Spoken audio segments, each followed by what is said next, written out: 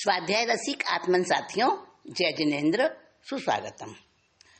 हमारा तत्व चर्चा का विषय चल रहा है मोक्ष और आयु कर्म का संबंध। हमने जाना कि आयुष्य कर्म अपने आप में आघाती कर्म है और आघाती कर्म की निद्रा नहीं होती है। ये भी बात सत्य है।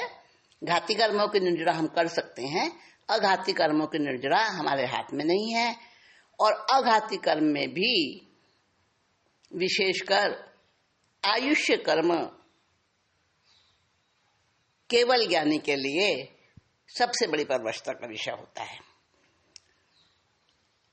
क्योंकि अब वो केवली हो गया। अब वो हर समय चिदानंद का रसपान करता है और उसे अच्छा नहीं लगता कि मैं संसारी जीवों के बीच, छद्मस्तों के बीच अपना समय बिताऊं। परंतु आयुष्य कर्म उसके अपने वश की बात नहीं है समाप्त करना, निर्जरित करना। और मोक्ष के लिए घाती कर्मों के साथ साथ अघाती कर्मों का भी क्षय करना होता है, तभी मोक्ष प्राप्ति होती है। और वो सर्व निर्जरा होने से ही संभव है। तो जो ज्ञाता दृष्टा हो जाते हैं, केवली अवस्था आ जाती है, वो एक प्रकार से ऐसे होते हैं कि प्रज्ञा छैनी उनके पास में बड़ी तीखी होती है और वीतरागता की स्टेज पर होते हैं। केवल ज्ञान हो चुका है, संपूर्ण ज्ञान हो चुका है, तो उनके पास में जैसे कि सुपर सर्जन होता है, ऑपरेशन करते समय बारीक बारीक टिश्यूज, बारीक बारीक जो सबसे सूक्ष्म जो होते हैं अंदर के हानिकारक, दुख देने वाले रोगाणु और उस रोगाणु से प्रभावित शरीर के टिश्यूज, तो उन टिश्यूज को वो सर्जन क्या करता है, छोटी सूक्ष्म नुकीली तीखी चिमटी से उसको हटाता है। और ऐसी ही प्रक्रिया होती है ज्ञाता दृष्टा की। ज्ञाता दृष्टा और उससे भी पहले जो भी साधक है, आत्म साधक है, वो यही प्रक्रिया करता है कि अपनी प्रज्ञा छैनी यानी विवेक वाली चिमटी से, बारीक सूक्ष्मता से अपने राग, द्वेष, कषाय, मोह इत्यादि जो कर्मों के दलिक होते हैं, उनको छांटता है, छंटनी करता है, उनको हटाता है और उसकी जगह पर जो शुद्ध विवेक के, सम्यक दृष्टिपने के और संभाव के उन दलिकों को वो स्थापित करता है। यही तो साधना है। इसी से निर्जरा होती है कर्म की और ज्ञान का प्रकाश बढ़ता है। यानी कह दूं तो तेजस शरीर जगमगाने लगता है। तेजस शरीर जो प्रकाश रूप है, जैसे समझे कि अग्नि पर रखा हुआ एक तवा, रोटी बनाने का तवा होता है ना, अग्नि पर रखा हुआ और वो लाल हो जाता है, उसके कण कण में अग्नि प्रविष्ट हो जाती है और उसे गैस से जिस समय हटा लिया जाए लाल अवस्था में, तो वो चमकता भी है, तेज उसका। तो तेजस शरीर को हम इस प्रकार का अग्नि से हटा हुआ और कण कण में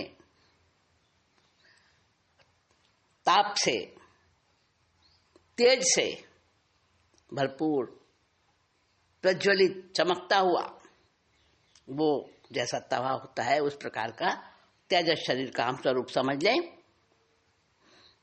और वो तेजस शरीर वही जो चेतना के रूप में कन्वर्ट हो जाता है, वही तेजस शरीर जो सिद्ध अवस्था में ज्ञान बनता है, आत्मा बनता है। और अटल अवगाहना जो होती है सिद्ध अवस्था में, वहां पर वो संपूर्ण ज्ञान एक प्रकाश रूप में, क्योंकि तेजस शरीर तो वहां रहता नहीं है, वहां तेजस शरीर संपूर्ण ज्ञान की चेतन अवस्था में, कॉन्शियसनेस, चेतना रूप में वो कन्वर्ट हो जाता है। तो तेजस शरीर साधना से जगमगाता है। और जब ज्ञाता दृष्टा की अवस्था होती है तो उस अवस्था में उनको वैसा समझे हम जैसे कि एक सुपर सर्जन होता है, या फिर समझ लें कि बहुत क्वालिफाइड जो होता है ना, सीए, अकाउंटेंट, उसको पता होता है कि जब तक डेबिट और क्रेडिट दोनों साइड जीरो में नहीं चली जाती, दोनों साइड जब तक बराबर नहीं हो जाती, एक ऐसा गणितज्ञ, मैथमेटिशियन जो जानता है कि इक्वेशन तभी सही होती है, तभी सफल होती है, तभी वो ऑथेंटिक होती है जबकि इक्वेशन के लेफ्ट साइड और राइट साइड दोनों बराबर जीरो होते हैं। अच्छे से पता होता है उसे। और वो ज्ञाता दृष्टा अवस्था वाला वो केवल ज्ञानी जो अभी 4 कर्म घाती नष्ट करके चुका है, क्षय करके चुका है, और 4 आघाती कर्म उसके साथ में है, जिसमें आयुष्य कर्म प्रबल है। और ये भी आया है आगमों में कि आयुष्य कर्म और बाकी के 3 कर्म कौन कौन से? नाम कर्म, गोत्र कर्म और वेदनीय कर्म। वेदनीय कर्म में भी साता वेदनी की विशेष होती है, क्योंकि असाता की तो आंशिक रूप से निर्जरा हो जाती है तपस्या से, कष्ट सहन से, काय क्लेश वगैरह से, परंतु साता कर्म की निर्जरा नहीं होती, साता वेदनी की नहीं होती है, तो ये बाकी रहते हैं। तो उस अवस्था में उसकी साधना क्या होती है? ज्ञाता दृष्टा की केवली की साधना यही होती है कि जल्दी से जल्दी मैं जो हूं इसको भी माइनस करते करते जीरो तक ले आऊं।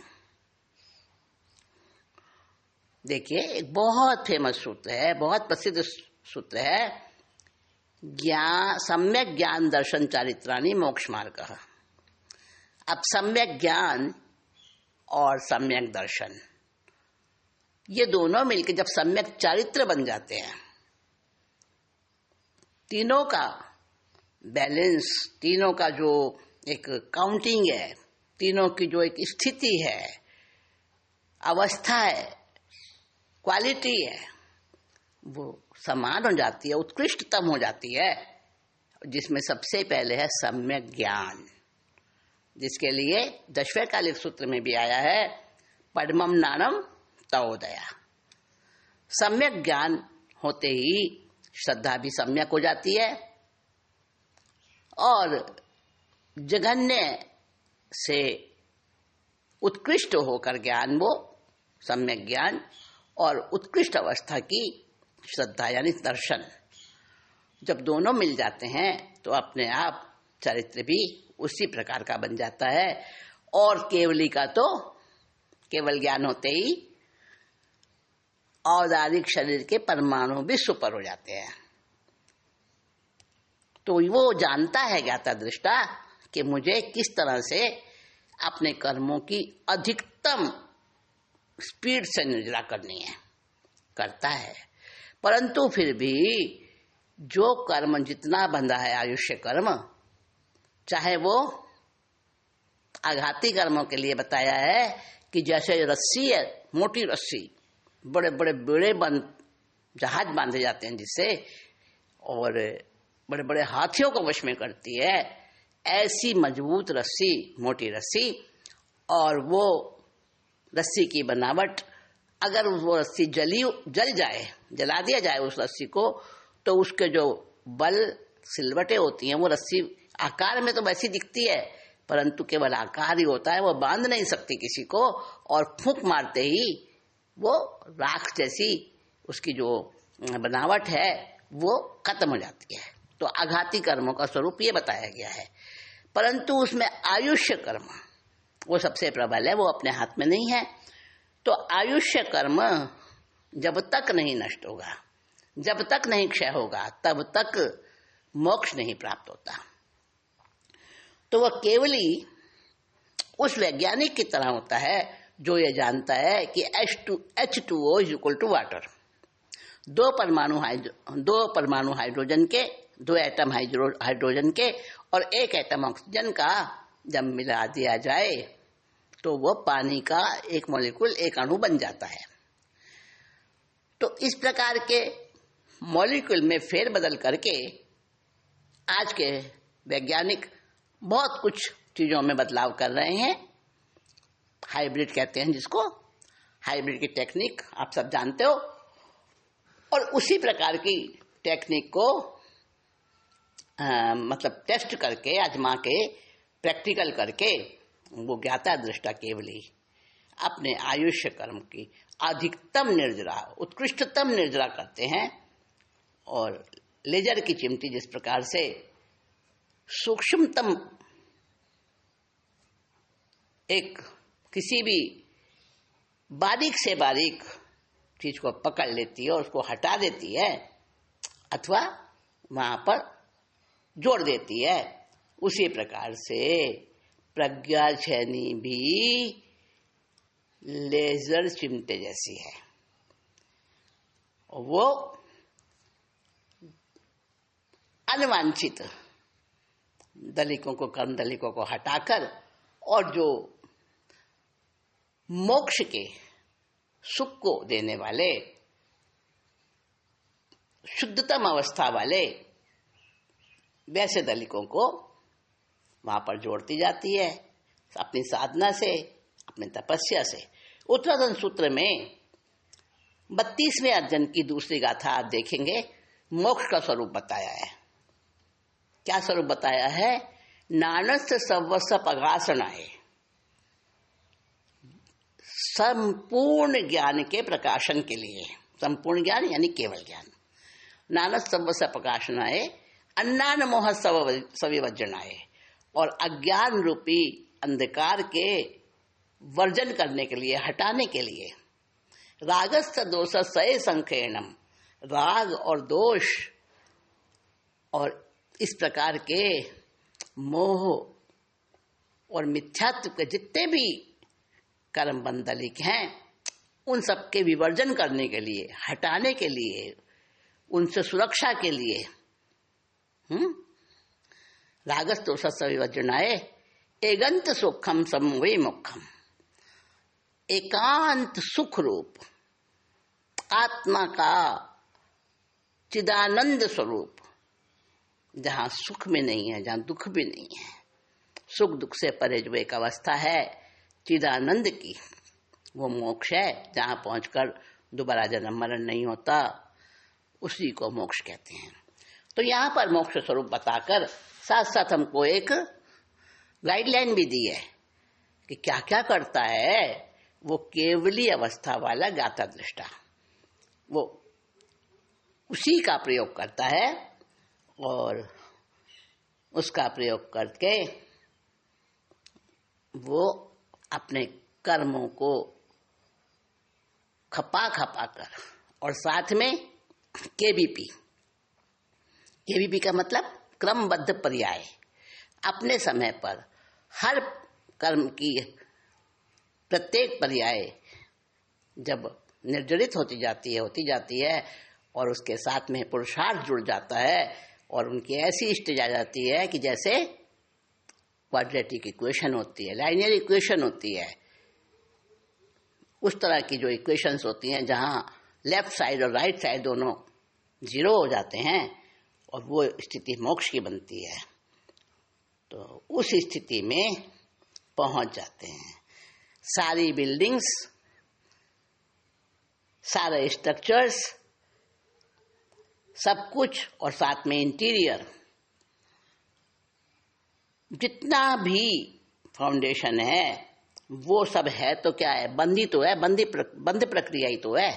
और उस बंद प्रक्रिया को निष्फल कर देना, ऐसे ही हमारे कर्म हैं।